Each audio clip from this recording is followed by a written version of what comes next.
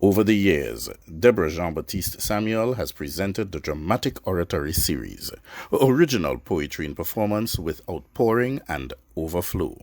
Now, celebrating oratory from the first show onwards and weaving poetry from performances through the years, she has woven a quilt, a covering of remembrance as we enter home. Deborah now presents Oratory 25. Home.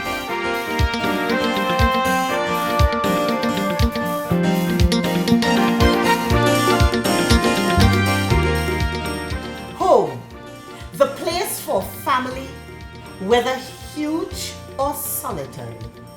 Haven for household of many or one lonely. A home is where you rest and remain, to withdraw from stress or strain.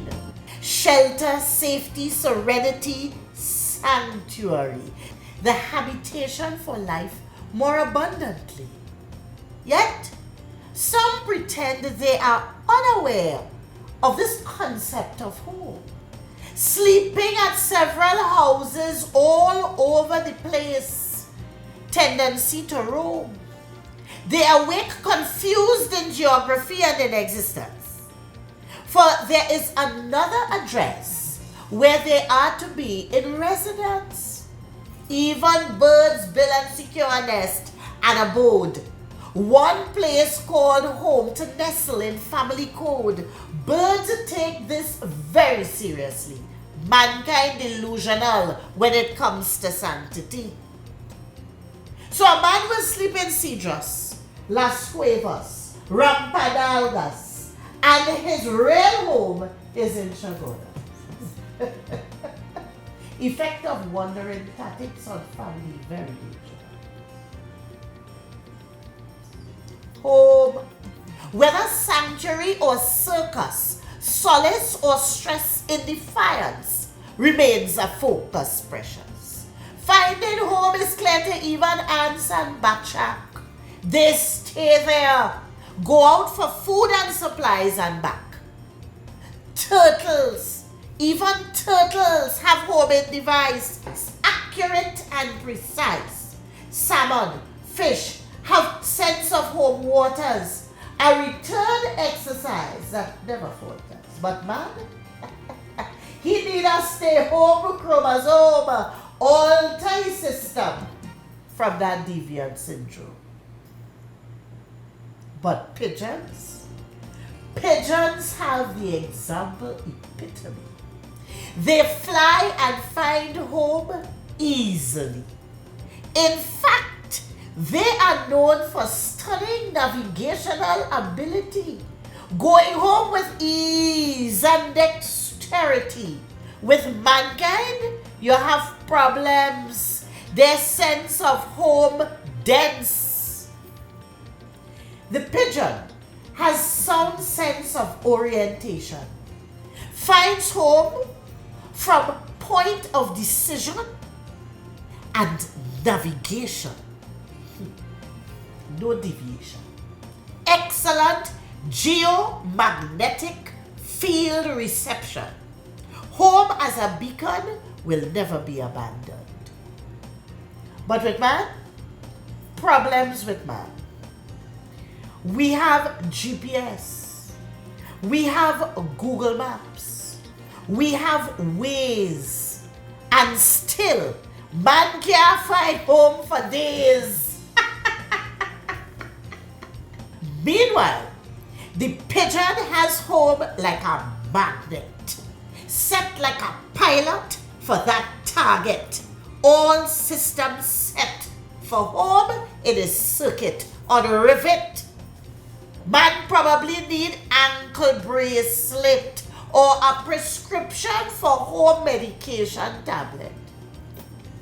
Or when man leave home, they need a pigeon on their neck to take them back to their habitation subject.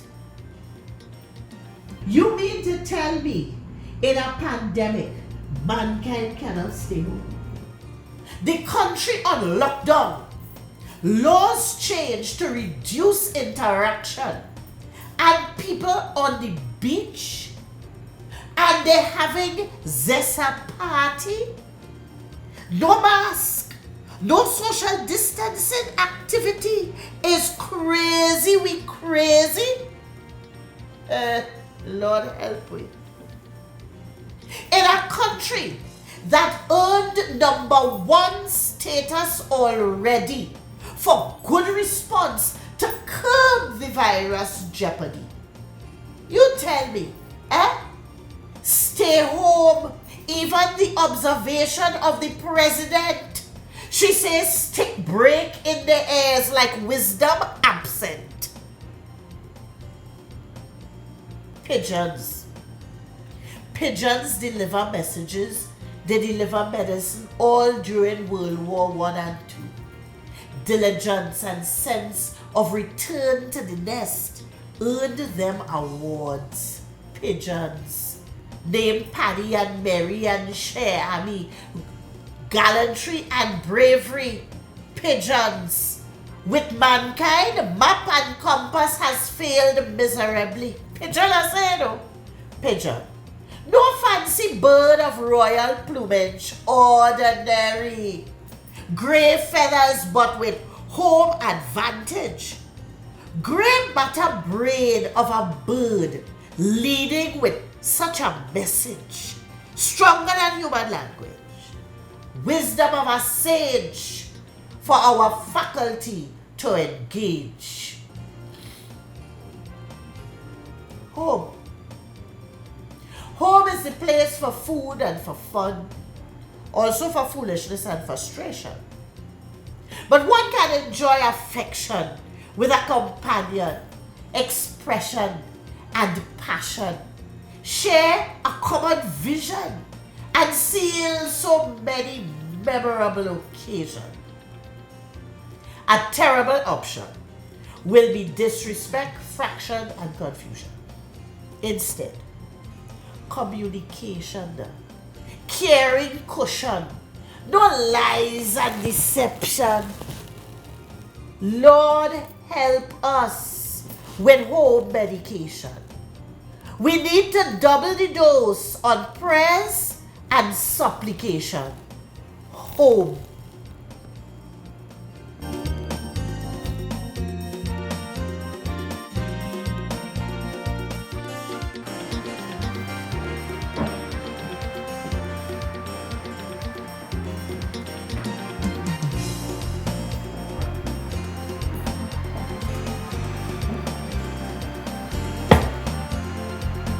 When the bough break, the cradle will fall, and down will come baby, cradle and all. Of course, if you so crazy to put your baby in a tree, that child will never fall asleep. And when you reap, watch what you sow. The essence in the rhyme is where you put your child. If you put your 5-year-old girl child in a pum-pum shorts all the time, midriff, belly outside, and feel people will look at her to smile, fine. But keep her dressed like that. And when she gets to age 15 and her belly swell with child, don't cry. Don't fall down on the ground and bawl like a cow and wonder how. No, pat her on her back because it's you put her in that.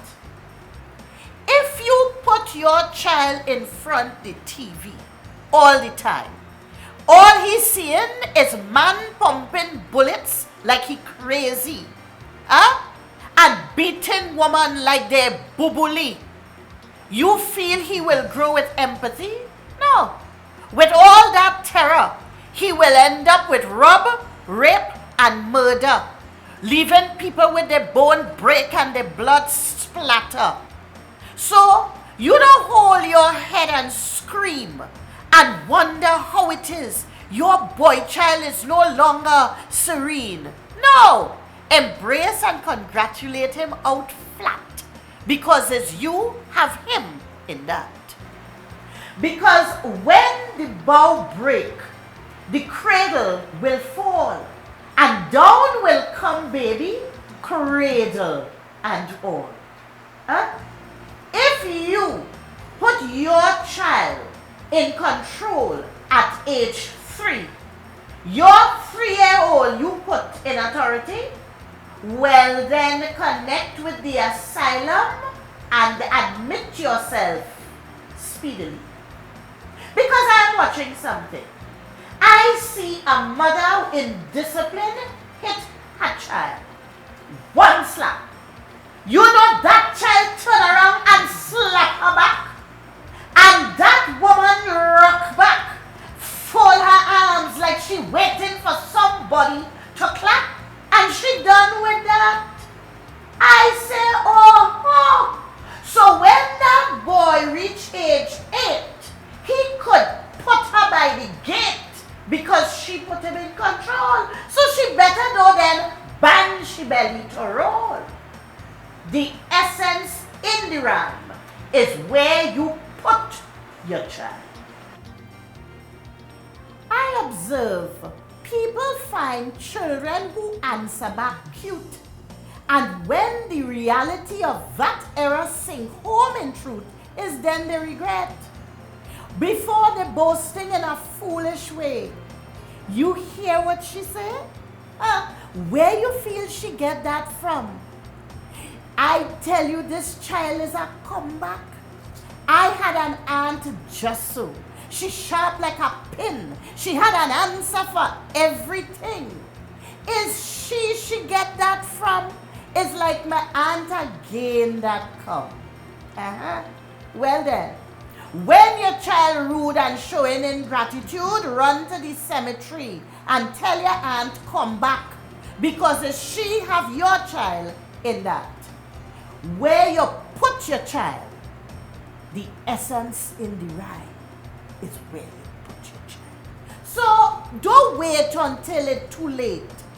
Till we have to save the child character before it dead, see if it could elevate. I am telling you straight, the bow break. So we don't have to wait for funeral to mourn and lament that state like it's awake. The bow break. So activate your mind and agitate your time quick to save these children in body and in mind. Remember, the essence in the rhyme is where you put your child.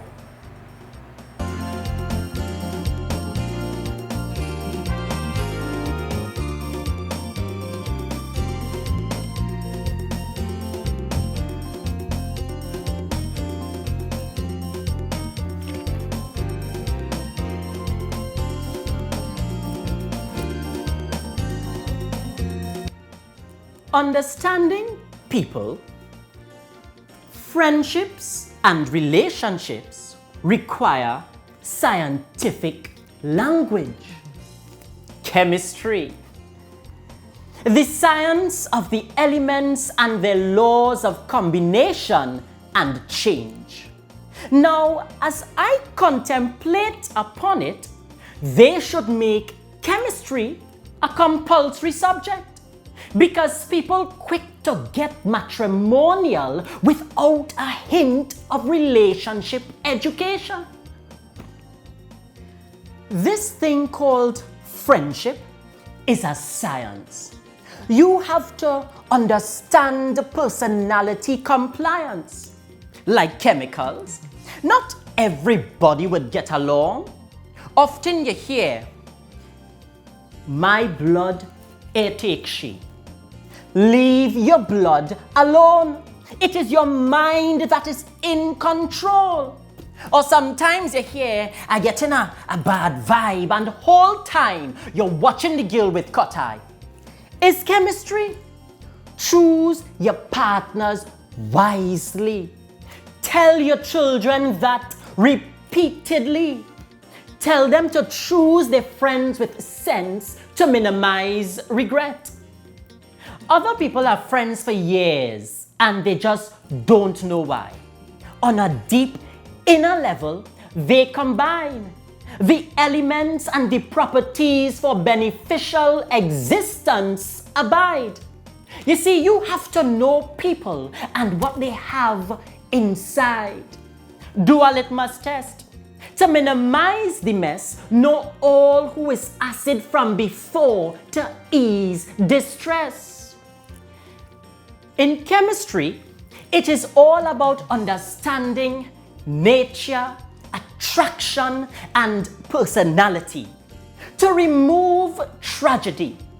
Because this thing they call friendship, it is enough to get the wise incensed. And relationships, well, they better start to teach that as a subject. Chemistry teaches that chemicals have distinctive properties and react with other chemicals differently, almost like personalities. And just like chemicals, people can fall into categories. The first we have the highly combustible, flammable. The slightest thing and they set ablaze, gone crazy, swift to become enraged. Deliquescent absorbs moisture from the environment, changes state from solid to liquid. It have people so taking on all the pressures of everything that is around them and moving from strength to weakness till they too cannot even recognize themselves. Soluble dissolves easy to cry, always in need of tissue. It have people so too. Inert. Now some people, no matter what you say or what you do, they like a statue. No action, no reaction. Deadpan. Like an impotence that is mental. Volatile. Evaporates easy. One word of sweet talk or flattery and it's like they gone crazy. Too many of our students fit that profile they call volatile. You see, I do not understand how people just pretend not to know the underlying principles in scripture and nature. Samson and Delilah. Now what made him feel that he could trust her? The fox and the crow. How come that stupid bird did not know that the fox was up to tricks, all this charm and antics just to steal from you? The spider and the fly. Will you step into my parlor, says the spider to the fly. But the fly scope out the spider from long time, and it cannot be that the fly have more sense than we. And you always hear them say silently, cockroach have no right in foul party.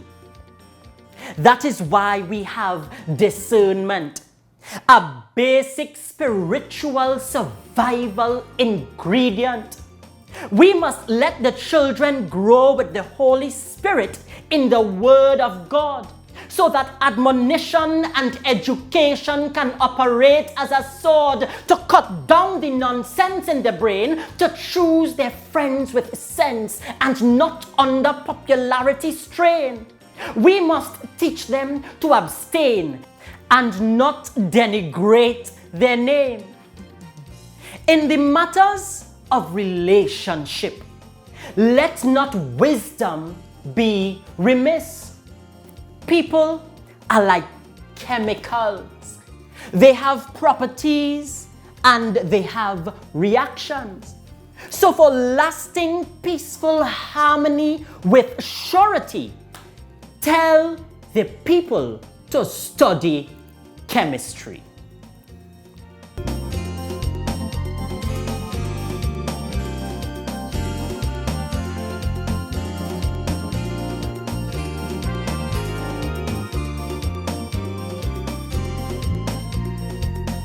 Profits continue to escalate. In our benefit, liquid cash and easy credit. Business owners are confident and joyous as our cash flow continues to go up in surplus. I speak on behalf of the Downtown Merchants Association to maintain our, how do you put it, current financial position. While in this trying time, many are truly finding it hard to adjust. My cash flow is in the surplus. As a matter of fact,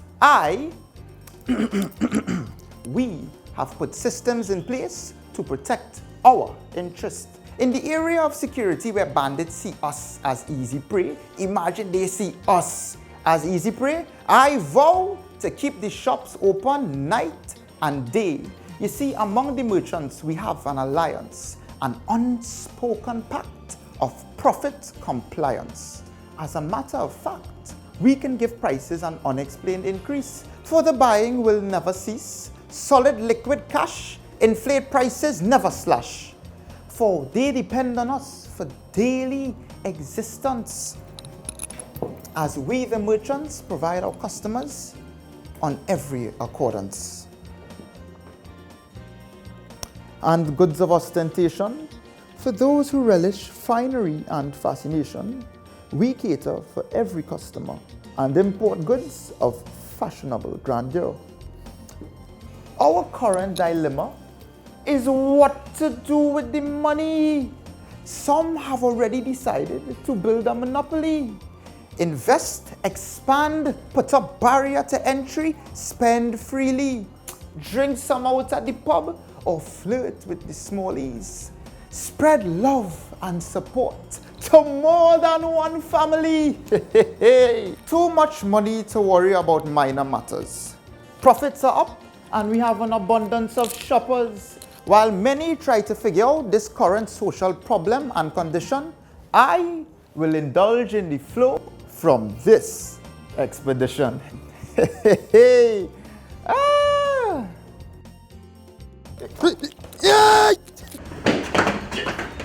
Georgie, you are gay. Go from here, not this house again, eh?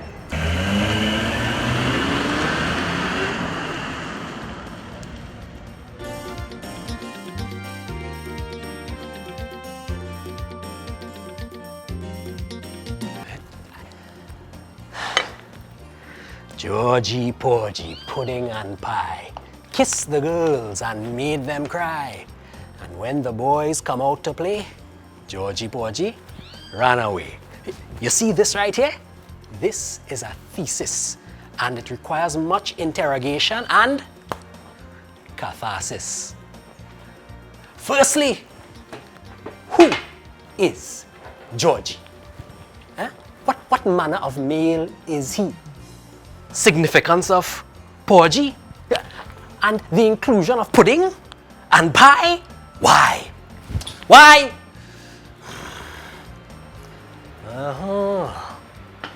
It seems to me that Georgie has some sort of association with food and appetite, posing as a treat to mistreat the girls within his sight.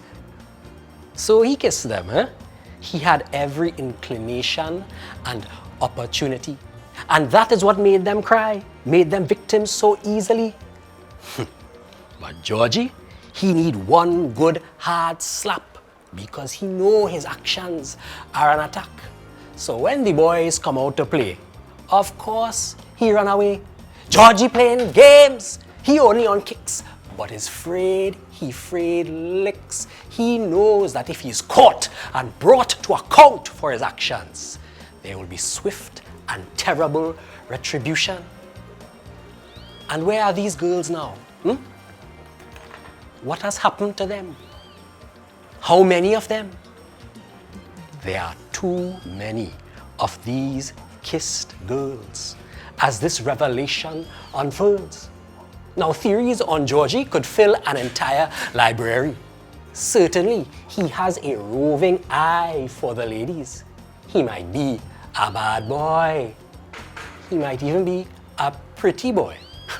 Good looks and charms wasted, causing only harm and alarm. It is a classic case of sexual harassment. He using the girls for his own entertainment, inflicting on them such deep pain, causing them to cry with emotional strain. Georgie playing games. That spirit need fetters and chains. I mean, it is too rampant now, a crime. And this is a nursery rhyme character from ancient time. We talking about big men in high positions, covering up all their misdeeds and past actions, too ashamed to face the accusations, cowards, cowering from confrontation, victims rising up for retribution, all part of this new Me Too movement sensation. Yeah? Georgie gone, playing games on the university campus, have these students in uproar with protest raucous. And instead of fixing the criminal element, the police go on and arrest who? The students. Sexual misconduct and assault is the report. We have to make sure this time that Georgie is caught. This is a message to Georgie out there. He who feel he get away with all this atrocity, is silver bracelets waiting, handcuffs ready, and on our girls, no more turmoil, no more calamity. Georgie playing games, but he can't win. That spirit will end up in fetters and chains. Let him come back here again. Not me and he, no. Not my sister. Not my family. Not in my house. Georgie better not come back here again, you know.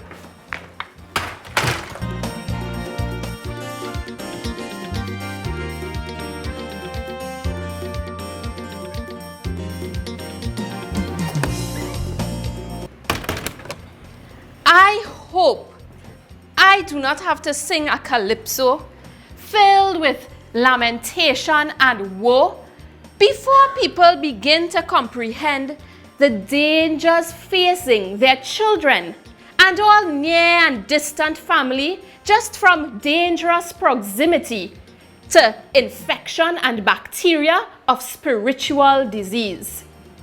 It's time to take a stance. Parasite not like bachak and ants with hint of a constructive aim. They come in plain to weaken and maim the host, then to boast how they doing real well. But is your substance that make them swell. All the living positive energies, they come to deplete from anyone with potential. So guard your loved ones and your children. It's the young ones they want to tap, getting strong from their very sap. Some want them alive, but not to thrive, not to kill them, but to live through them, simply attacking their health and system. People with whom we interact, not immune from parasite attack. So watch your back. Parasite, pass. Big caterpillar and cankerworm eating out what you discern was the promise of tomorrow. Don't merely shake your head in sorrow. Start to pray for protection for every one of your children. Inoculation, not with syringe and injection, but with warfare prayer protection from parasite eager to take a bite out of those under your care. Better beware. Ever see a member of your family acting strangely? No explanation or key, like they have multiple personality. Bacterial infection to be seen not only under a microscope, some microorganisms making no joke. Inject the antibiotic of the blood and prayer with medical precision and accurate dosage. Apply warfare to remove the fever and pus from parasitic attack and get your family members back on track. For according to how the wind blow, what is joy today could be grief tomorrow. I observe these symptoms and manifestations daily. People always looking for medical remedy urgently. Apply spiritual medication fast, so your song will not be parasite, pass.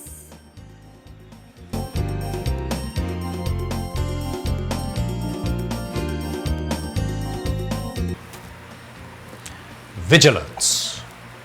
On the lookout for elements dangerous is the essence of keeping watch. Always on guard to protect.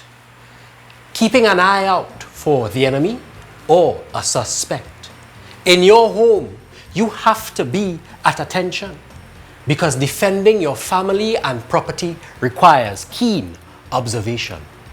You have to build a defensive hedge around them and understand the rules of engagement. Demolish the strongholds against their purpose and fulfillment. Now, in this country, it have two things that we keep in watch of very easily. Women and money. If keeping watch was an Olympic sport, we would be winning gold medals consistently in those arenas. We are trained professionals in such matters. It have men could watch one lady whole day. All she movements, they tracking. Watching so intensely that they could bore 2 holes in she skin. The other thing we like to watch is money. Counting and recounting every penny. For some, MBA could mean massive bank account. But it could really mean more begging abounds. Because in this country, we have beggars of expertise, real experience. They have distilled begging into an art, into a science. You ever hear the saying, beggars can't be choosers? Not true. Because here you will find some real choosy beggars coming up to you. But that is because beggars and vagrants know the essence of keeping watch. Observe. You ever see the same beggar in the same spot at the same point in time? Or if you have a routine, it is the same hands outstretched that you will find all in the grocery, the car park, the ATM, in your front yard. They're greeting you sometimes. When they see you, all they're seeing is dollar signs.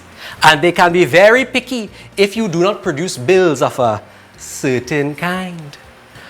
Some will say they're hungry, but what they really want is money. Take for instance, it have this one always meeting me by the front gate. Well, he's a regular on this street. Well, if you see the face he made the other day when he say he hungry and he wants something to eat, I had to take pity. I say, as part of my Christian duty, I must try and assist. So, I check the chef in the kitchen to see if he baking finish. Well, at the time, he had some nice hot puffs fresh out of the oven. I wrap it up in foil and I went and I gave it to the goodly gentleman. But instead of saying thank you and going on his way, he decided to examine them one by one. He take it out. He look at it. He squeeze it. He listen to it. He smell it. I smell him. And all of a sudden, he looks at me confusedly and asks, boss, this is chicken, tuna, or cheese? All sorts of questions he is asking me about the filling and the integrity and the quality of my puffs from this scruffy looking man. I didn't know he was a vegetarian. But you see, they keeping watch. And if it's so them could be keeping watch on you, you have to wonder who else is keeping watch too.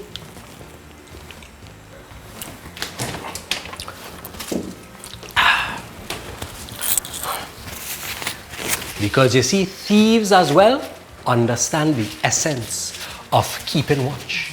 They monitor your movements and operate according to such.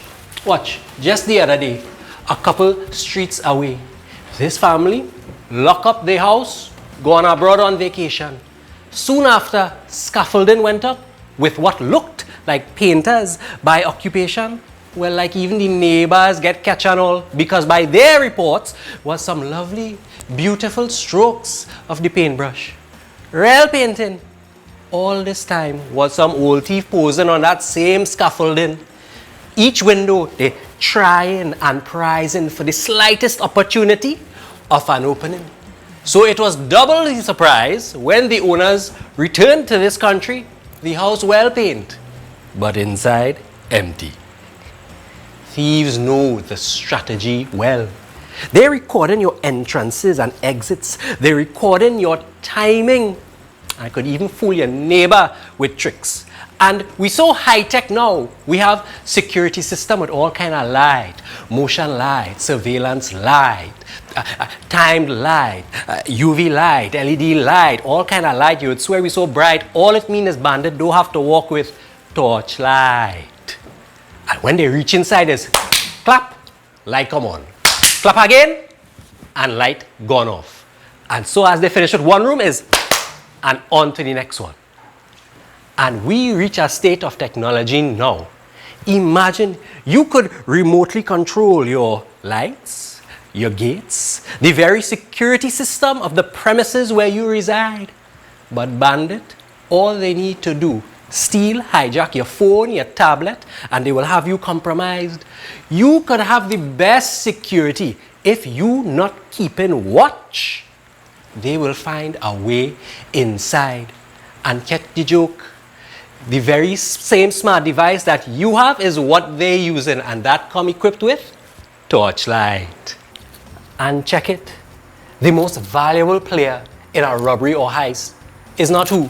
The lookout. The one keeping watch for anything that will counter that criminal enterprise. The enemy has us in their scopes. Make no mistake. They are watching every single move we make. And I am convinced that no one in this country is on active duty in that regard. Not even our leaders in parliament, who are supposed to be the watchmen of this country's fate. You mean on matters like the budget, on water and other salient issues, you could just stroll into your seat late? They could never have a proper discussion or debate. Facts and figures never given straight. Who watches the watchmen? Somebody has to. If not us, who? But that is the Red House. In your house, run your family like an army contingent. Set down the roles. Let them know who is general and who is lieutenant. You have to be training and rallying with a resilient regiment. Arm them with the skills and wisdom derived from discernment. They have to be militant if they are to survive the enemy's wiles. So, upon faithful foundation, build strong walls, build towers. Have your family as watchmen on duty around the hour. The enemy is primed for annihilation, but when you are on defense at your station, you will show every force against you that you are ferocious for what is righteous. So when it comes to your family, to your home, and your household, always be on special assignment, keeping watch.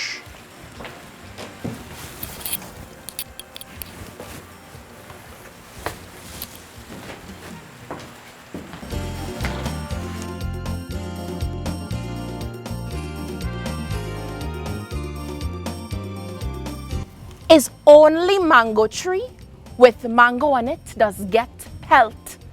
So my mother told me the message was clearly sent and she was right. But have no panic or blight concerning the bearing of fruit. Get straight to the root. Dare to make the tree of your life laden with fruit, green and ripe. Ripe, so they know what they're pelting, and green, so they know more coming. Because all who pelting have nothing on their tree growing. To produce fruit is no simple matter. It's real toil and agriculture. To get things growing and producing substance takes sincere effort and diligence. As seeds begin to grow, try to recall all sound doctrine you know. Wisdom is still the best fertilizer to prevent error. Prop up, encourage, speak promise into being, so you can have produce at the time of gleaning.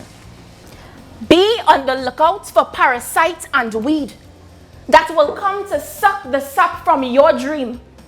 Don't play polite asking questions to wickedness and demon. That is why it have cutlass and rake to cut down and scrape. Pray and command the evil out. Make sure life is declared from your mouth. Pray, nurture, water, prune. And when flowers start to protrude, learn you have to wait before you jump, party, and spree. Remember, flowers is merely a sign that fruit is a possibility, not that it's ripe and ready.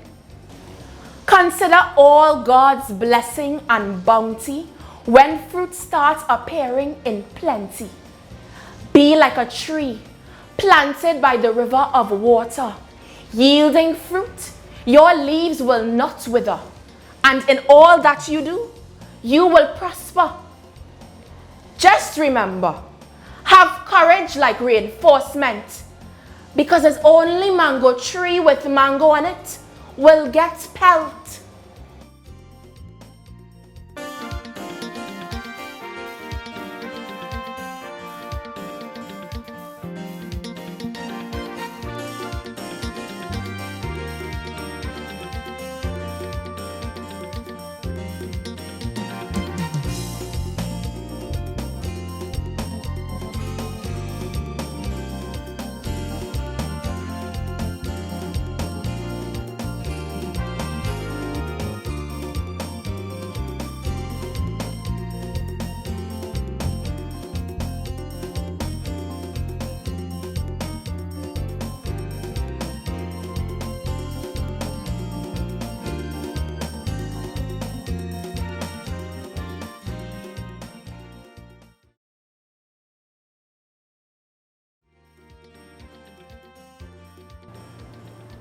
More is caught than taught.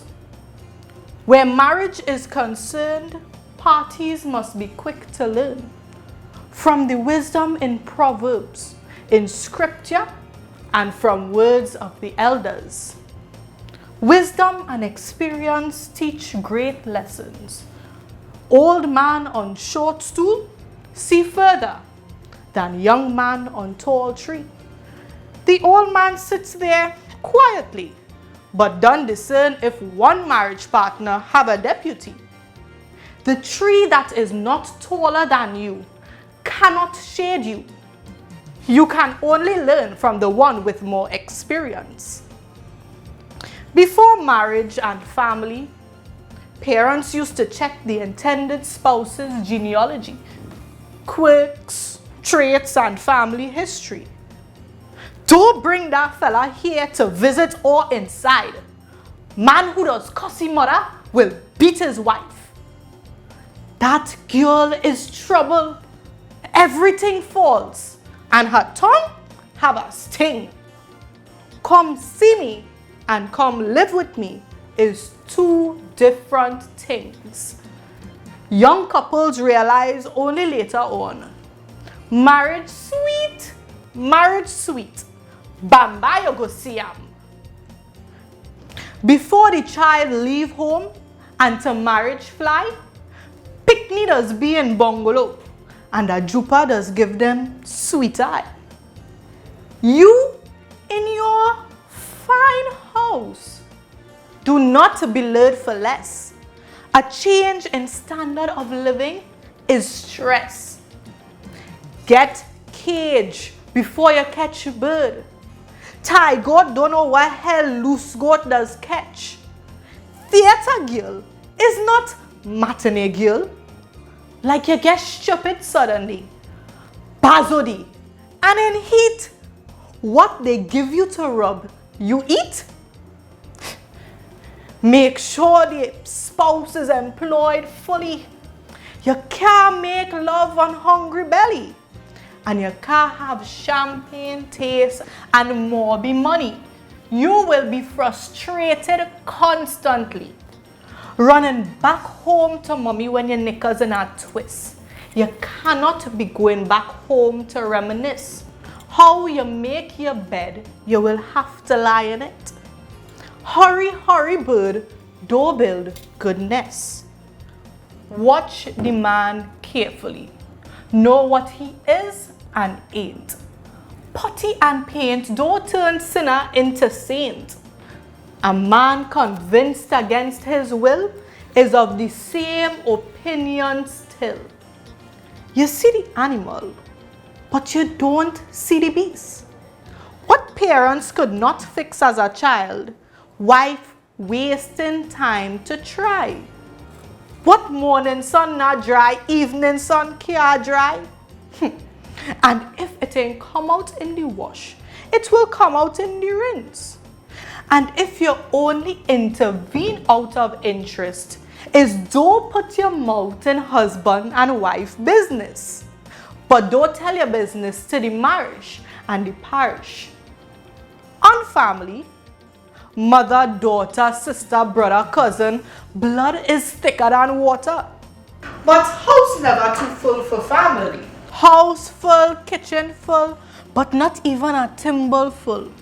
But water will not kill turtle picnic. Know your environment for safety. Pumpkin do bear okra. Family traits will pass on and grow.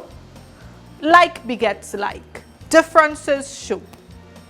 Child will kill mother, but mother can't kill child. Child on mother back don't know how road long. Stone in water don't know how sun hot. Children are usually protected and from harm blocked. Learn how to survive and make ends meet. Budget and save, don't steal and cheat. Cut your style to suit your cloth. Man make to manage. Where horse does gallop and stop, donkey does walk and pass. Plan your work and work your plan. One does full basket. And don't hang your hat where your hand can't reach. Strain from marriage that which is deadly may have a sweet scent.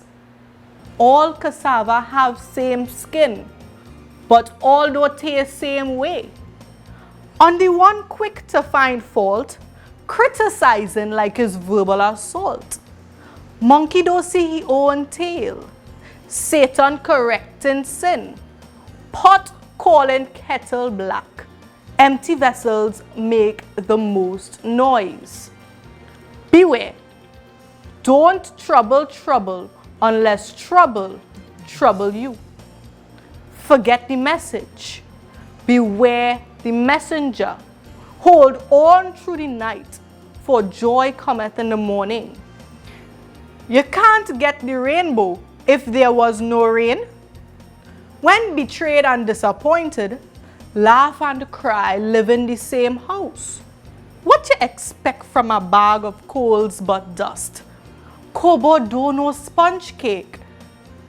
And even if you have guts like calabash, you not in marriage to take lash. Know the rudiments of wisdom on character. You know book, but you don't know chapter.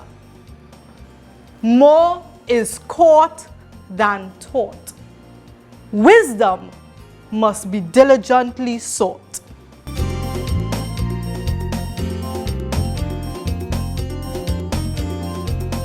In years not so long ago, children used to play a game called Message Received. Now, the beauty of this game is that the children would form a circle And they would pass a message along. Subtle. Sometimes it's a hand clasp, a blink, a nod of the neck. But that message passed all around, and you never see when it gets sent. Same way with interaction between adults and children. Adults sending message non-stop, and they'd see when the children pick it up. But this is how it goes. Something was missing in the classroom. The teacher decided to search. She pumps on a little fella. She's searching him. She's telling him. She said, "You look suspicious. Come." And she started to search him. From the top of his head down to his shoe, she's searching. She said, "You looking suspicious."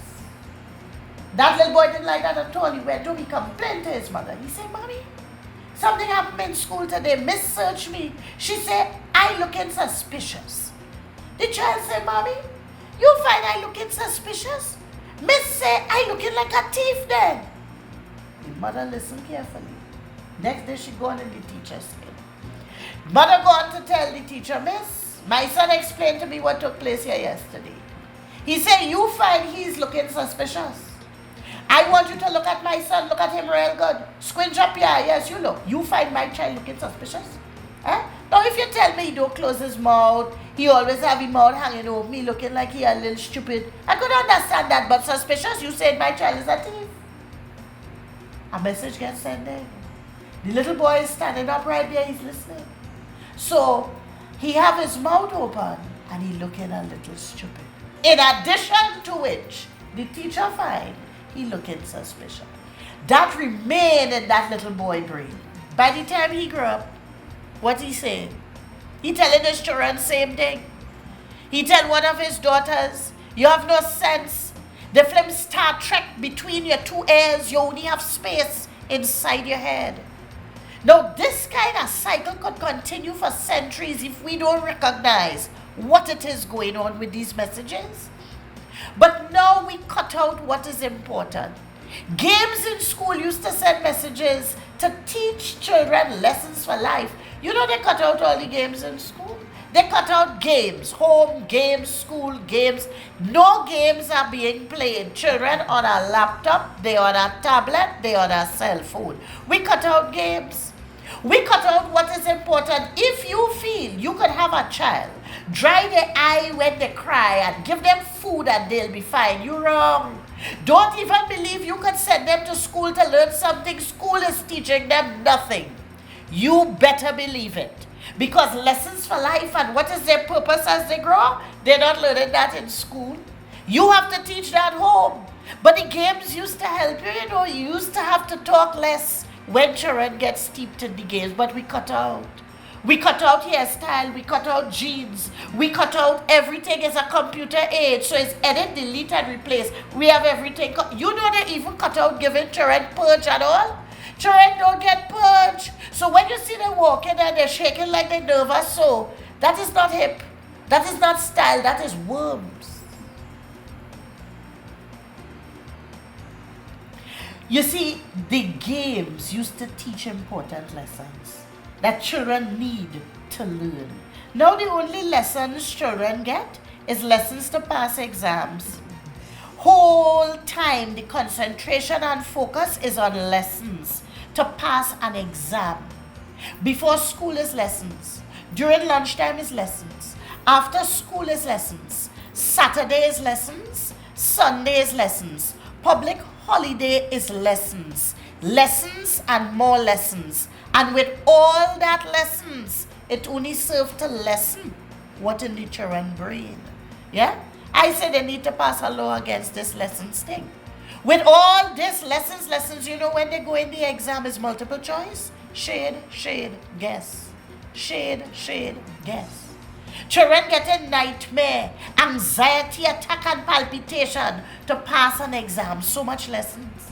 But the real lessons they could learn in games. Take a simple game like Simon says. If Simon did not say to do it, do not do it. And if you do it, you're out. You get no second chance. It's a game in obedience.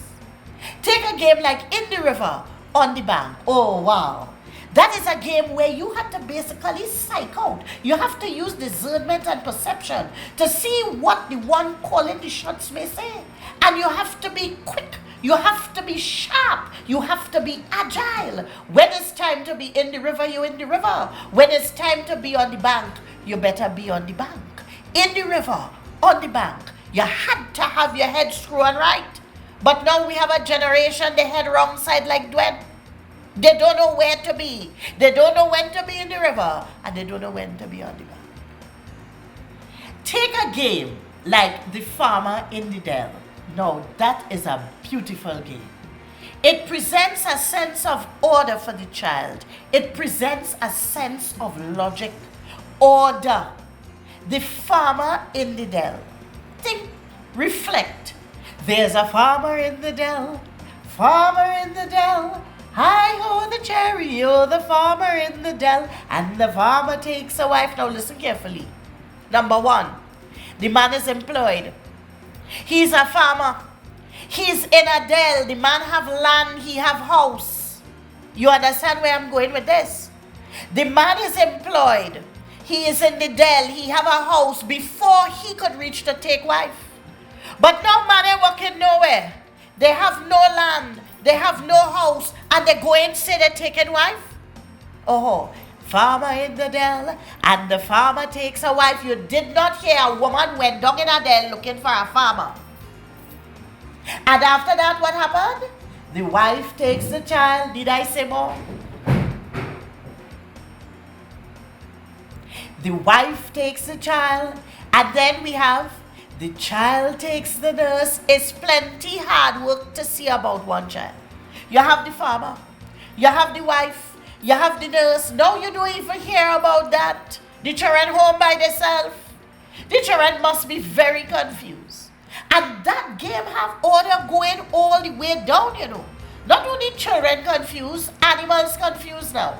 Because the end of that game, the cat take the rat take the cheese, the rat take the cheese. Hi-ho the cherry, oh the rat take the cheese. Some years ago, cocaine was missing in the police station. You know the police say, is the rat take it? So rat taking cocaine, now rat don't even know to take cheese. And you see this pyramid, DSS Susu Bacadal, where the money missing from in the police station and waiting to hear. The rat take the cash. The rat take the cash. Hi-ho the cherry, oh the rat take the cash. And you know there was another game, In a Fine Castle. To me, that's my favorite. Children know nothing about this game, In a Fine Castle, and they should. This is of all the games, one where you learn many lessons, multiple lessons are learned. In a Fine Castle. Think about it. The children form two circles, you know. And one side starts and the other side continues. This is a serious game. It starts. In a fine castle, do you hear my sissy-o? The other side. Ours is the prettiest, do you hear my sissy-o? Next side. We want one of them.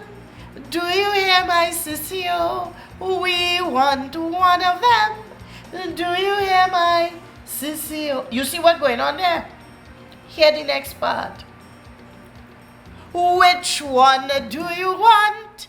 Do you hear my sissy-o? Which one do you want? Do you hear my sissy-o? So you see what is going on. This is a game where negotiation is going to take place. You cannot learn that in any textbook. Negotiation is about to take place because here the penultimate question. They just said, we want one of them. Which one do you want? They call the name of who they want. What precious prettiest? Here the question. What will you give her? Do you hear my sissy-o? What will you give her? Do you hear my sissy-o? Listen, girls better start to ask that question again. What will you give her? That is fine lesson for life. because he's starting off here. We will give her rotten mango, do you hear my sissy-o? We will give her rotten mango, do you hear my sissy-o? Hear the answer to that. That wouldn't suit her. Do you hear my sissy-o? That wouldn't suit her. Do you hear my sissy-o? Boy, I love that game. That wouldn't suit her. You have to stop with this rotten mango and Bossa Pomsite story and get to diamonds and rubies and pearls before she could leave her castle and go with you. These girls need to ask this question. If not, is rotten mango they're going to get? Some of them not even waiting. They just hear a suit, they're busting out the castle. Well, this game needs to return. Probably there should be a law to keep these games somehow in school. Teach in a fine castle even if it's online. Because people need to learn that game. But they cut that out, so children confused. They have no guide for these lessons in life. But that is a game about negotiation. That is a whole game about marriage. Knowing when to leave your castle to go with somebody to start a life. You're not taking rotten mango treatment, diamonds and rubies and pearls. Then you know what else they're cutting out? Games is one. We have all the games. My dear, would you like me to pick a rose? Courtship. We don't have courtship again. Courtship now is end up in the divorce court. But you know what they cut out too? Sunday school. They used to have something called Sunday school, you know. This is where children used to learn Bible stories. They used to learn to have a sense of who God is and that they could rely on his promises and he was mighty and the God is awesome to deliver and you have victory. They stopped Sunday school. They cut it out. So children growing without a sense of who God is. We living in a corn curls generation, you know. One bite and they melt. They don't know who God is. They have to hear about Shadrach, Meshach, and Abednego in a fiery furnace. They have to hear about Daniel in the lion's den. They have to hear about David and Goliath with a slingshot. He killed a giant. Where they will learn that? They cut out Sunday school. Listen, find a church and send your children to Sunday school. Because without learning about God, they have real issues to face. Yeah? Plus, there's a reward for you, the parent, you know, if you send your child to Sunday school. They'll save your embarrassment. Here it is. I'm watching my TV Family Feud. The category is biblical couples. Now, you could say Mary and Joseph. You could say Adam and Eve. You could even say Samson and Delilah for a biblical couple. Hear the twit in the TV screen. Category biblical couples. Hear the answer. Sodom and Gomorrah. You see why we have problems. Ha!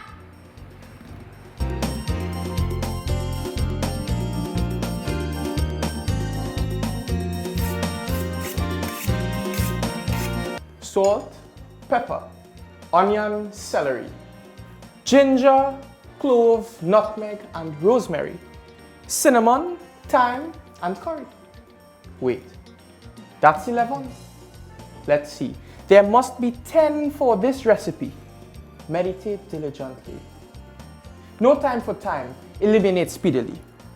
Salt and pepper to taste is a little complex case. More than simple ethic before food reaches your plate. Salt is vital to the flavor. Invigorates potential for you to devour. Salt allows for preservation, digestion, seasoning sensation. In moderation, it can boost muscle contraction and food appreciation. One of the most necessary ingredients, yet harmful in excess. Pepper, manganese, copper, iron, fiber, drains nasal passages and reduces asthma, improves digestion and acts as a pain reliever, relief for gastrointestinal distress, clears sinus and nausea, upset. Pepper adds zest to your dish and heat to your tongue. Cayenne, bell, and Scotch bonnet round. Jalapenos, pimentos, flavor prevails long. Onion lowers high blood pressure, reduces gastric ulcer, curbs cancer. All the more reason to include in your daily dinner, and is simply applied to the literal and the spiritual nature. It improves immunity and keeps your heart healthy. Thus, it is to be included methodically for all-round health and good body chemistry. Celery preserves the liver, also great in the area of the cardiovascular.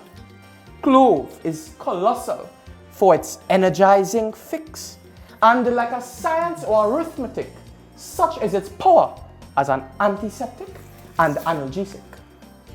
Ginger, the aromatic rhizome, scintillating seasoning to the bone. Prevalent in spicy dishes, it will enrapture a distinctive smell and flavor. Very good for its pain reduction feature. This here is considered a herbal medicine. Very precious. Far more than its flavor is its nutrients and the symbolic contributive essence. Rosemary, rosemary. She remains on my mind constantly. Same name with the herb that smells so heavenly. Useful in food, it restores the memory. A cousin to mint. It increases blood flow to the brain, improving concentration. Fragrant seasoning for chicken, lamb, and salmon. As a memory enhancer, it is most popular. Indispensable to help us absorb and remember the rudiments of scripture. Nutmeg too is an aromatic spice and brain tonic. This condiment with medicinal properties carries a unique logic. Used in food, it will fatigue and stress eliminate. Arthritis, aching joints will be soothed as it infiltrates. It removes mouth bacteria, clears toxins from the kidneys and liver. This food companion is literally a lifesaver. You may have noticed all these ingredients are integral and give merit to the proper function of mind, body, and spirit. Ingested, it enhances heart and soul, gives attributes with no limit.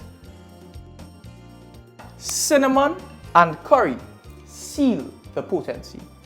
A sprinkle of cinnamon doubles the flavor in curry. Apart from perking food up with taste bud explosion, both are champions in the area of detoxification and curbing infection. Healing statistics and cleansing characteristics to behold. In biblical days, cinnamon was as precious as gold.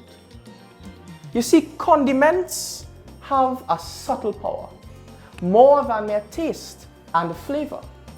They provide healing and remedy, unleashing scripture and leave observers in awe.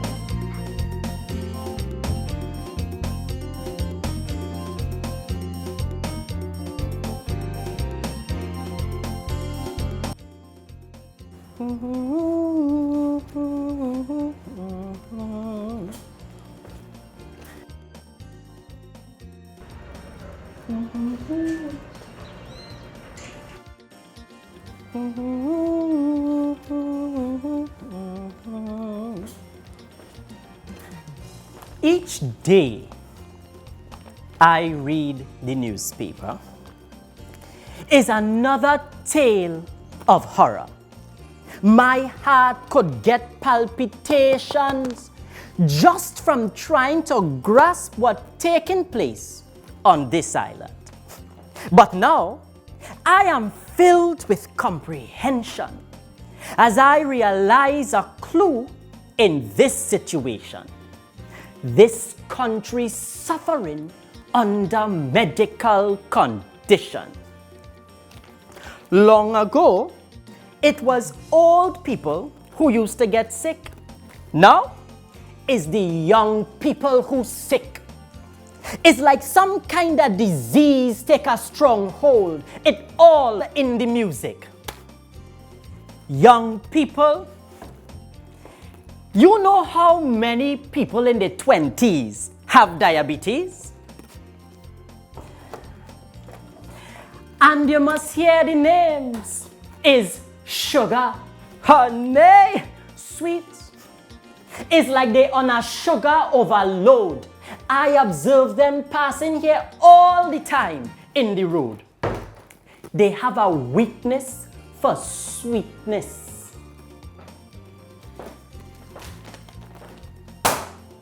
They need to inject themselves with the insulin called self-control because venereal disease is rampant. And look at this spate of crime. It's like hormones and nerves working overtime. They're shooting, they're kidnapping, they're raping, and they're stabbing. They're killing man, woman, and children without even thinking. Long ago, it had a medicine man who people used to run to when things go wrong. For every little thing, from fever to belly pain to spinal dislocation, bush medicine had the solution. Now they cannot even identify the bush to heal them. But if they read the Bible, they would see in Revelations that God made all bush and leaves for the healing of their condition. Now man's problems get so complex, it pushing bush out of business. So now everybody need a cleanser. Herbs to clean out some of the mess inside. They stop coming for my advice and herb potion, preferring instead whiskey and intoxication.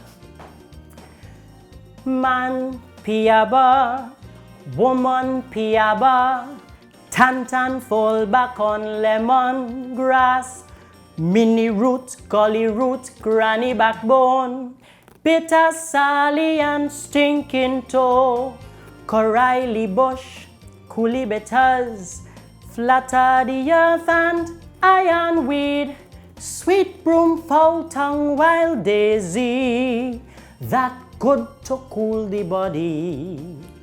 Sweet broom, foul tongue, wild daisy, that good to cool the body.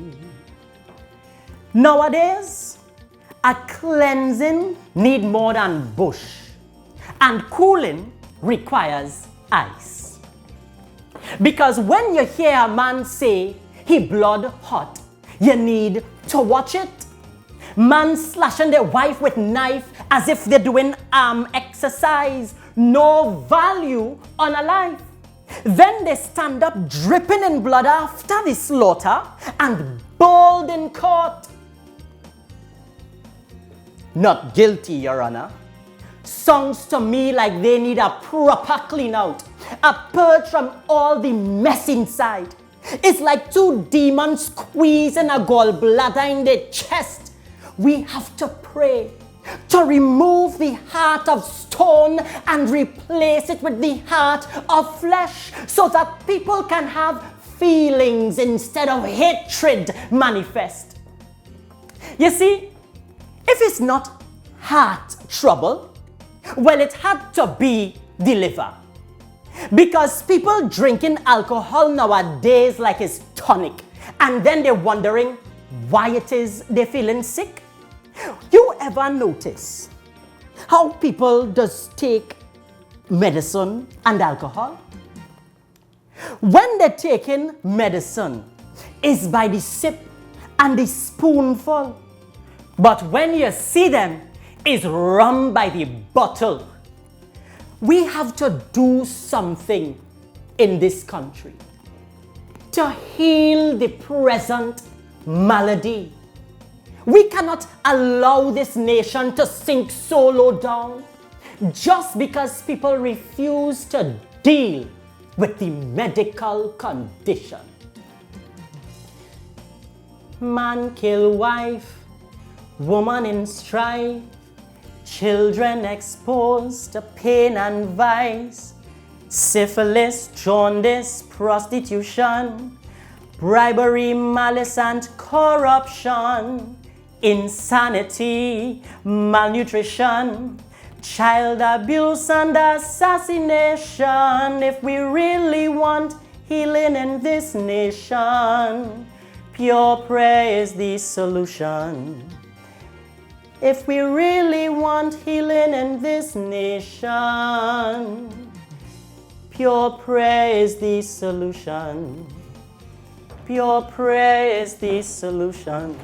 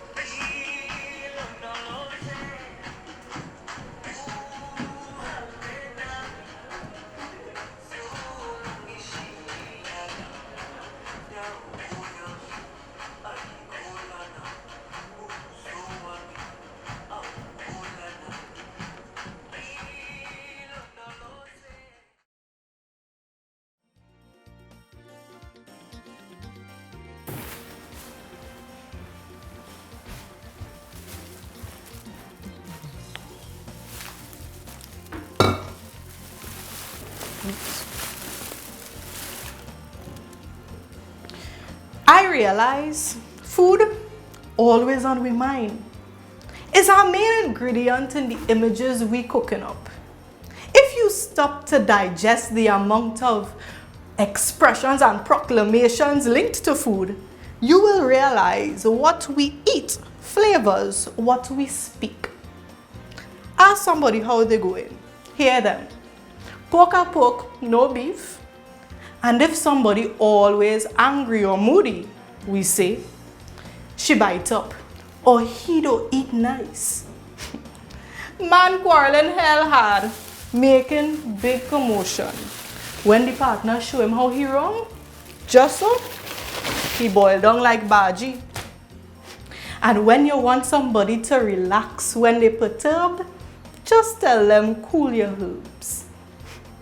And when people trying to fix other people's business, we say they're drinking ginger tea for another's fever.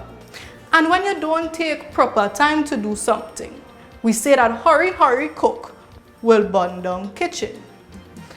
And it still have some parents telling the children when they reach the age to marry, add some milk to your coffee. And like some rebel, and put in molasses in the milk instead. And we want to say we're moving with the times. So I hear one telling the child, add some cream to your cappuccino. If the child listen, they might end up with their cook. And parents does threaten the children when they don't listen and say, do fool your fat and play harder. And child that don't listen to their mother does drink hot water without sugar. But if the child nice, we say she's a sweet bread. We have been consumed by images of food. Quite frankly, some people mind always in the belly, at all levels and all around. You will hear some of them say they have cocoa in the sun. Is who have cocoa in the sun does look for rain. That is why police and politicians does walk around with their hand behind the back and the eye in the air. What you feel they're looking for is rain. Somebody lies and cover up is more than cocoa in the sun. Is more in the mortar than in the pestle. More in the mortar than in the pestle. But don't waste your time worrying about them. they're living well. Their nuts are ready shell. So you see, I could talk to you whole morning into night and only use food imagery left and right. I mean, we call New York the Big Apple, and when we with friends is our lime. But it is important that we pay attention to what we do. When the subject is woman, and you hear some men talking, you will swear it's chicken they're discussing. Leg, chest, and thigh. That is why, as if to haunt us, I hear some young fellas calling schoolgirls snack pack and then pointing them out in the road and telling their friends that they eat that. Tell your daughters and sisters they are not here to be appetizer, main course, or dessert. Their menu should be salad. SALAD. Secure all luscious assets diligently. And if they don't take heed, they will eat the bread that the devil need. And them young girls with their clothes tight, like they can't breathe properly, they will hear them say that they tie up like pay me. You feel we easy in this country? We have language to describe people too. When somebody really skinny, we call them macaroni. Situations too. When we in hard times, we say we in guava season. Well, the amount of guava it have now, we in a jam. And in trouble too, we say water more than flour. But the way how wasa going right now, we ain't even seeing water. And when you end up talking to somebody you ain't see for a long time, we call them pumpkin vine. Food controlling we just like that. Monkey break his back for a piece of pomerac. And since we're so versed in the linguistics of food, I feel it could have impact and control for those who need it. Tell them the nation's policies should be like Tobago dumpling, transparent and solid. And civil servants should explain their diet to the government, pay me. Like they confused. They sweeten their tea with salt. And we all know that too many cooks spoil the broth. I just hope that they don't just dish up some policies on a double and then just tell us to sit down there and swallow. And remember, child could eat mother, but mother can't eat child. And every stale bread has its cheese. And it's easy for full belly man to tell hungry belly man to take heart. And for me to tell you all this is no better beef. It should simmer in your mind and kusume. And you could see it is all simple truth and clear fact. So you sit down there and chew on that.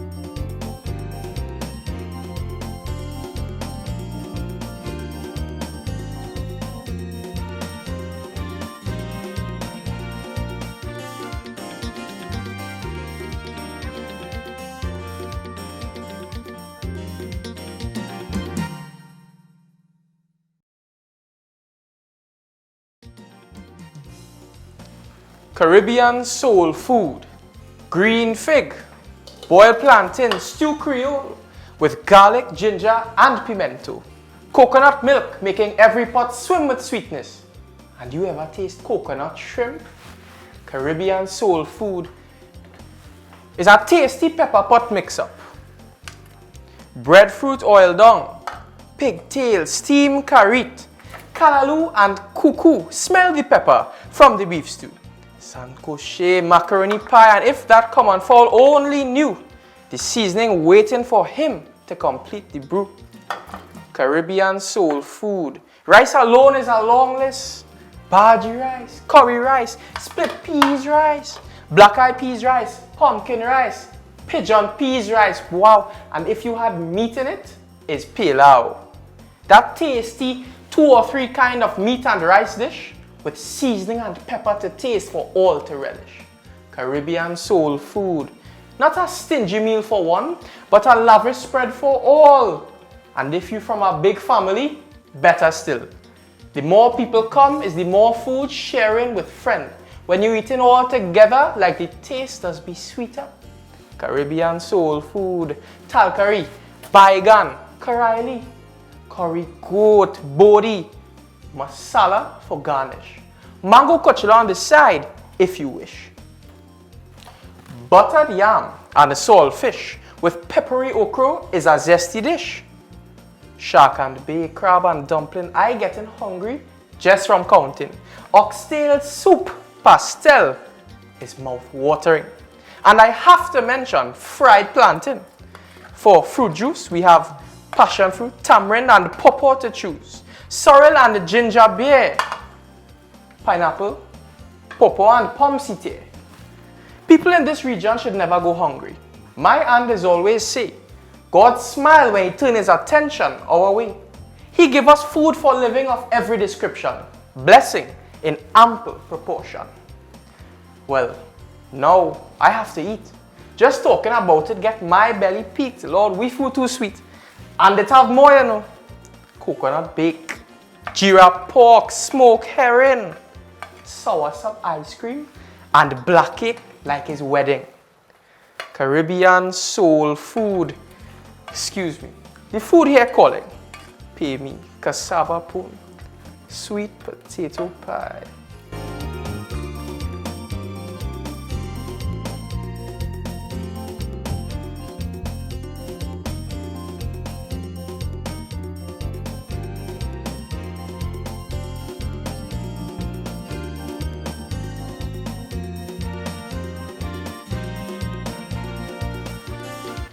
Humans are a complex breed. So it's understandable why your brain gets perplexed and in a complete mess when you try to understand the happenings that happening. Huh? When they break into a house, rob, rape, murder, you hold your head, you ball, woo, it's animals. When they act like they're hunting for man in season and out of season, you hold your head, you ball, it's animals. But I pause to intrude. To me, animals don't behave so. What animal you know will kill the mate, all the young ones, and hang themselves? No. That is not animal. That is human mixed with demon, because you see, not everybody out there is a pure breed. Animals don't behave so. Yet, when God make man and he make animal, God made man to have dominion over the animals. But like man is trying to confuse God's plan. Because I observe the animals. I observe animals take care of the young ones. I didn't see man doing that. I see animals will hunt only for those of another species. I ain't see man doing that. So I sit in my shoe and I wonder. I observe when evening fall and it's getting dark. Birds find all their family and fly home. Birds have one place they sleep every night. I see man doing that in fact. Some man don't know where home is when night fall. Birds, I realize having bird brain may not be such a bad thing after all. I am observing birds very carefully. If you have a tree laden with fruit, you know the bird is going to examine the very best fruit to pick. There's all kind of fruit on the tree. You have fruit that force ripe, fruit that scrape up on branch, fruit that be squenky, and you know that bird is going to pick the very best fruit on that tree. I see people bring up the girl children nice. They bring up the boy children nice, and when it's time for them to pick, they pick rubbish, force ripe, scrape up on branch, and be squenky. And I sit in my shoe and I wonder. I see these animals doing better. You observe birds, they have a mating ritual and pattern unparalleled among humans. You will never hear a bird was flying, spot another bird, grab up that bird and they fly off in the sunset. It never happens so. That bird goes through a ritual. Some birds change the color of their plumage. Some birds do a dance. Some birds sing a song. Courtship patterns among birds. Humans don't seem to have that. They meet somebody in a fete, they don't know the name and they shack up. Birds, that will never happen. You take a look at a bird called the eagle. Now, the eagle is a very exquisite bird, you know. The eagle is not your common run-of-the-mill bird. The female eagle does a complex ritual when she is choosing a mate. Yet, the female eagle will get a stick, a twig, fly to a certain height, and she will drop it. The interested male eagle, the potential partner, the potential husband, the potential daddy, male eagle, when she drops that stick, that twig, he has to fly under, spread his wings wide, and catch it. When he successfully does that, she will fly a little higher, get her stick a little longer, a little heavier. She is going to get that heavier, longer stick, and she will drop it. And his role is to fly under, spread his wings, and catch it. If he misses one, she's not interested. She will turn, change direction, fly on her merry way, and not look back. It's not attitude and woman have style and the bad. No. There is a science in that. You see, when the eagles have their young ones, the mommy eagle is going to take the baby eagle out of the nest. And for that baby eagle to learn to fly, mommy eagle is going to drop it. And that baby is fluttering, floundering down. Daddy eagle's role is to fly under, spread his wings wide, and catch it. Now you see why. If he dropped one stick, she was not interested. Yes. You see, when the guys, the men, started to come around, it is not to check if they are eager. Check and see if they're eager, and they could take care of young ones. You know, they say Trinidadians are copycat and follow fashion monkey. Well, boy, monkey do better than we. Yeah, because I know monkey. Now, if you put up your right hand, monkey might put up his right hand.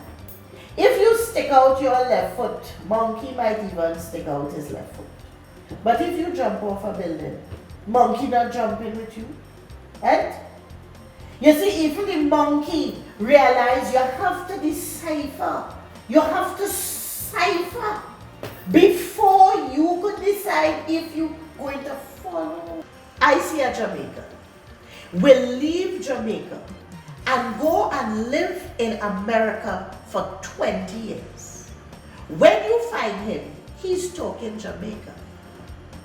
I see a Bajan will leave Barbados and go to England, live there for 30 years. When you see him, he is talking Bajan.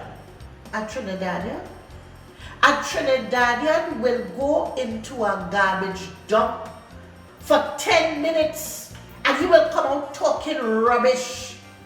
We feel we have to copy and pick up everything.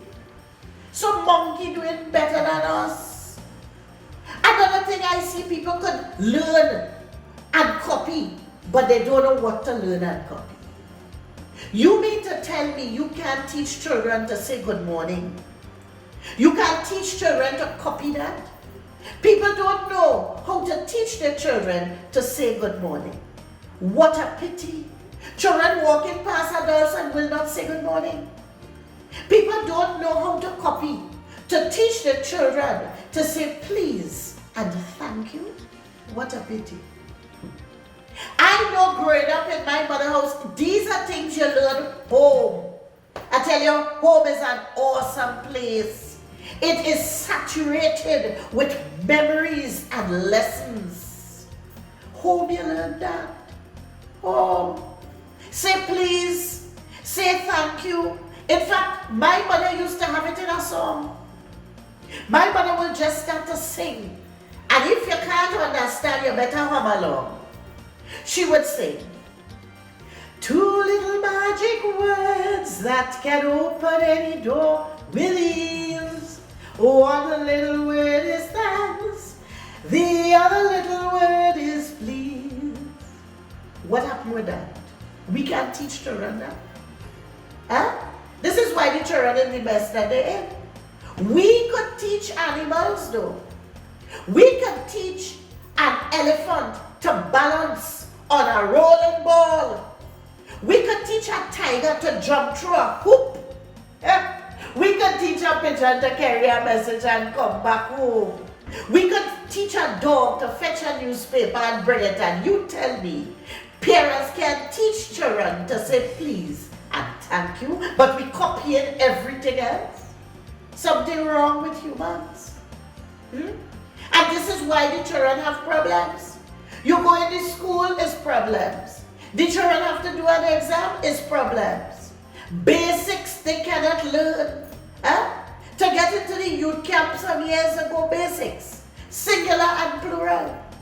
They put singular, the child have to put the plural. They put plural, knives, the child have to put the singular, knife. They put plural, bread. You know what a child put for the singular of bread? Slice. And the child arguing with the teacher, 20 slice, make a bread. You can't teach children anything again because you couldn't teach them please and thank you. You can't even teach them good morning. But animals seem to be having dominion in learning. Because I remember in school we used to have fables. Was Brer Rabbit and Brer Fox and Bear. All these Brers were animals, and that is where you learn lessons. The fox and the crow. You're learning the lessons. Your crow, you have a piece of cheese. The fox tell you can say, you know you're a crow, close your beak and secure your cheese. No. Flattery. Oh, you can crow so lovely, open your beak, you lost your cheese. And that's where we learn sense. From animals. Imagine that. That's when your parents had to talk animal language. They talk in proverb. They say, crap or smoke your pipe. Monkey know what tree to climb. That is the language they have to talk when normal English fail. But the best for me is the one with the monkey and the alligator. That one is the best. Champion. You know it? Yes, we learn it in school. And who you didn't get it from in school, you learn it home. Your mother tell you that. My mother tell me that. The monkey and the alligator Home you learn that. Monkey climbing balata trees because monkey love balata. Up come alligator swimming in the river. Alligator sees the monkey up in the tree. Alligator call out, monkey, how you going, girl? Monkey say, well, I'm picking balata, Mr. Alligator. I just love balata. Alligator stop eating. He said, monkey, hear this. Down the river, there are endless balata trees. If you jump on my back, I take you down the river and you will have all the balata you need. Monkey paused, she thinks. She said, but Mr. Alligator, you are a creature of the water. If I jump on your back, you can go under and I will drown. Alligator smiled, flashing those teeth, and alligator said, monkey, trust me. Monkey goes on alligator back. One bend, no balata trees. Next bend down the river, no balata trees. Monkey has to think quickly now because monkey is in some serious risk. Monkey is vulnerable to the wiles of alligator. She says, Mr. Alligator, where are the balata trees you promised me? I see no balata trees, Mr. Alligator. Here, alligator. Alligator said, there are none. There are no balata trees, monkey. I brought you down here, but there are no balata trees. Monkey says, so what am I doing here? The alligator smiled those teeth. Alligator said, monkey. Monkey liver is what the doctor ordered. Is your liver I want, monkey? Well, monkey had to think quick. Mercy, monkey say, hear what? I did not walk with my liver today. I took out my liver and washed it and hang it up on the tree to dry. The same tree you found me on, Mr. Alligator. But I will not want to disappoint you. If you will just turn around and take me back to that tree, I will run up the tree and I will fetch my liver for you and bring it for you, Mr. Alligator.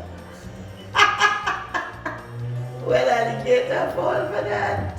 And as he goes back up the river to the balata tree, monkey jumps off the back of the alligator up the tree, and monkey is not coming down anytime soon. I say teach all your girl children, all your nieces, all your cousins, all your sisters, tell them about that. Because I see what we need is to think like monkey. I tell you, like the animals smarter than me. When you see man want to carry you for a ride, making big promise with a smile, and suddenly they start to demand body parts, tell them you did not walk with it today. Tell them you take it out, you wash it and hang it home. But if they could carry you back home, you will be very pleased. Thank you very much. Tell them that.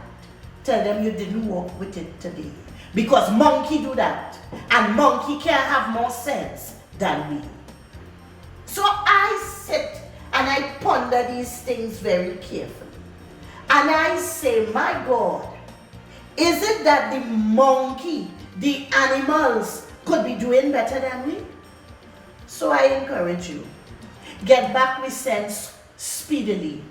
We need a rapid regrowth of brain cells right about now in this country.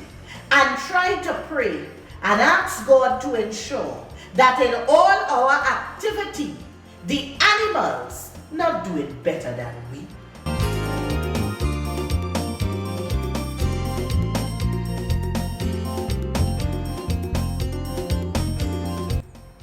Going are the days when you knew your neighbor's name, when all the children from every house on the streets got together to play a game. Going are the days when you knew every child on the street and could correct them, whether overt or discreet. Going are the days when you could call your neighbor for a recipe or for guidance on a homemade treatment for a malady. When every house had dried orange peel and wonder of the world, lemongrass, aloe, and chandelier in garden grown. Going are the days when neighbors would send greeting cards from my house to yours, or talked to each other from their yards. Hallmark used to have a greeting card, Christmas or Easter, love to neighbor. No one buys those cards anymore. Hallmark making a loss, no profit, so they had to relinquish that ethic before they declare bankruptcy, expecting neighbors to be friendly. Going are the days when neighbors would call you out just for so. No reason was ever needed for a hi or a hello. Going are the days when neighbors truly cared, not just fast. A lady called the police the other day to say her neighbor walking around in his underwear in his room. The police said, "Ma'am, there's a tree blocking your view. How is this report possible?" She said, "Well, officer, if you kneel on top the wardrobe, then you could see." Now you tell me.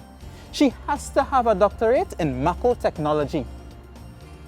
Going are the days when children would play cricket on the street and adults would cheer from the gallery.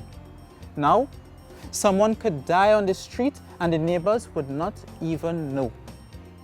Reading the papers next morning, hearing the death announcement on the radio, and they would be unaware because the deceased's name was privileged info. Some neighbors don't even know until after the funeral. Seeing a gathering of people all in black coming one after the next. And then someone says, like the old man in that house dead. And this time you didn't even know an old man was living in that house all this time. Going are the days where neighbors would take part in assignment projects. If a child needs a fruit, a flower, or a leaf for an art model from a yard next door, acquisition of the specimen would be sure. Going are the days where if your car battery failed, a neighbor would jumpstart without a complaint. Going are the days where neighbors looked out for one another. Now we need gate and security camera. When people were neighborly, we never needed all this security technology. Going are the days where people would pray for everyone on the street. By name, by street, by house, the prayer was complete. Going are the days where Sunday was for church and family devotion. Now Sunday is for car wash, beach, and child going lesson. Going are the days. I say going are the days because I still hold out hope that maybe these days are salvageable. But I fear that by the end of my poem, the word to use would be gone. Because I fear by the next oratory exposition, the poem will say that these days are gone.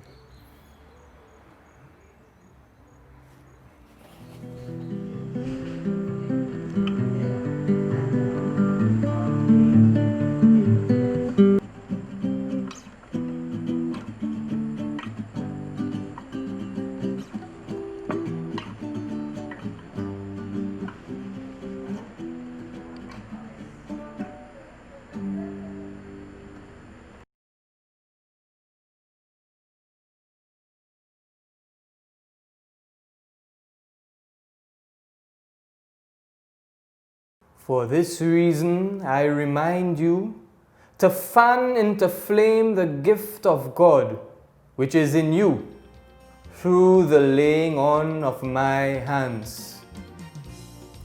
For God has not given me a spirit of fear, therefore boldly the gospel message I declare.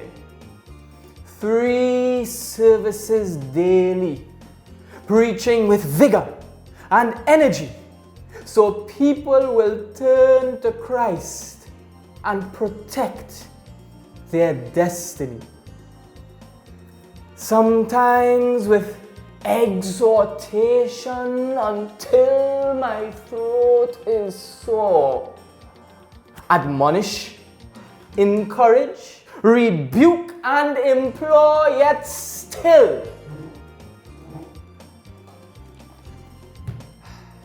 The task is huge. In the midst of this storm of sin, people refuse to turn to God as a refuge.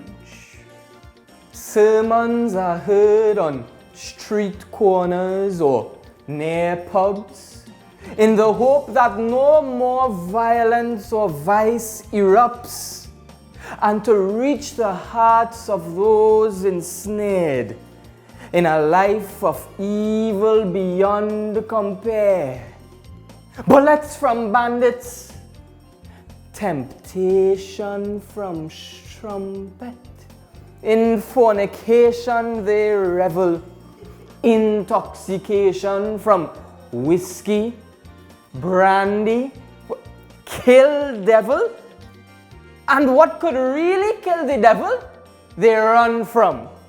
Blood of Jesus, living testimony, word of God, I preaching that till kingdom come, and they are not inclined to embrace that at all.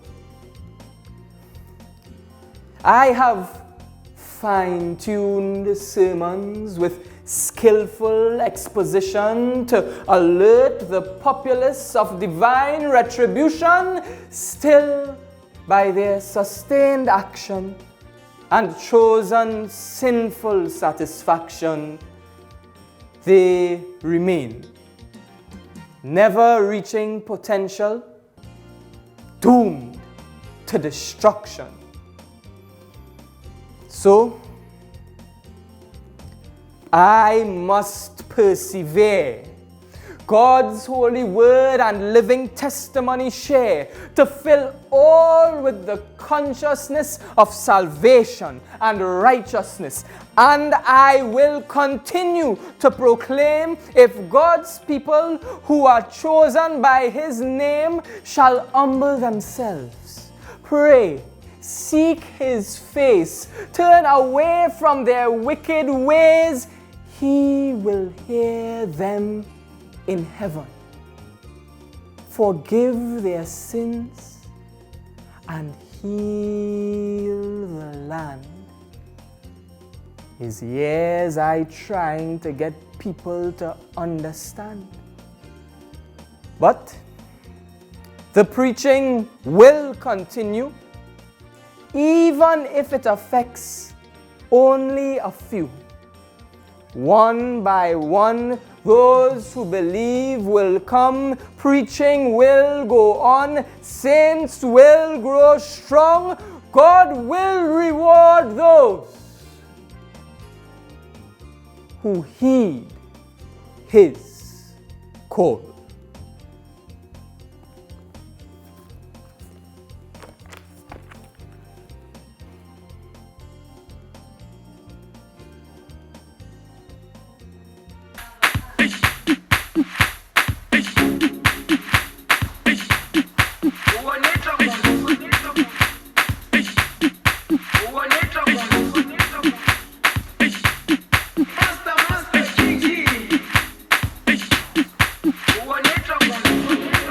Jerusalem, ikayalami, ngilondoloze, uhambenami, zungangishilana.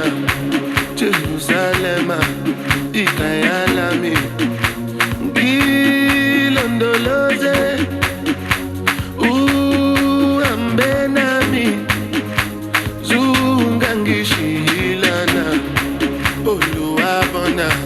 I'm not perfect, I came from ruthless times as a juvenile. Ilondoloze, zungangishilana. Look into my eyes, see pain and sacrifice. What's goes on my mind, just trying to survive. Ilondoloze, zungangishilana. Tomaka emo uru, oti uru si uru. Emi won wa mi ni guru, toju ko oju. Ni eni teji sori, time si mi solo. Lati koro si guru.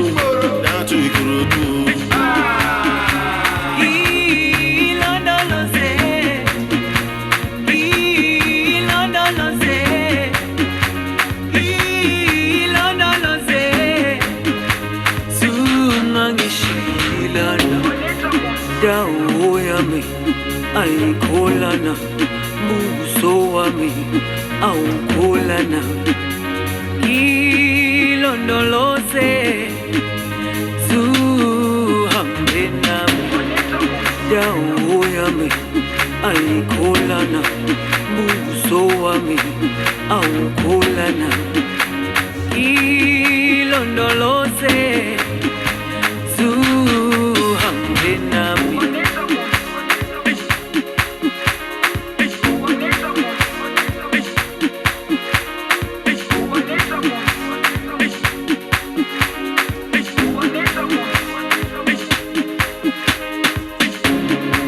Jerusalem, ikayalami, ilondoloze, uhambe nami, zungangishilana. Jerusalem, ikayalami, ilondoloze, uhambe nami, zungangishilana. I'm not perfect, I came from ruthless times. I said juvenile. Ilondoloze, zungangishilana. Tomaka hema wuru, oti wuru si wuru. Emi won wa mini wuru, toju koju. Me and teju suru. Time you see me solo. Lati koro si boro, now to ikorodu.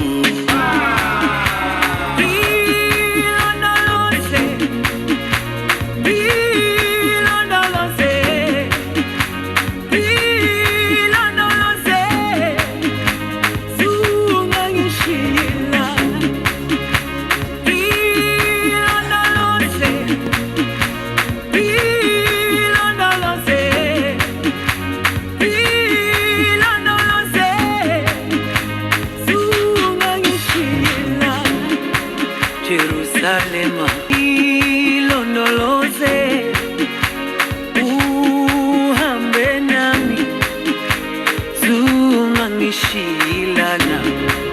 Jerusalem, ikayalami, ilondoloze, uhambe nami, zungangishilana. Jerusalem, ikayalami.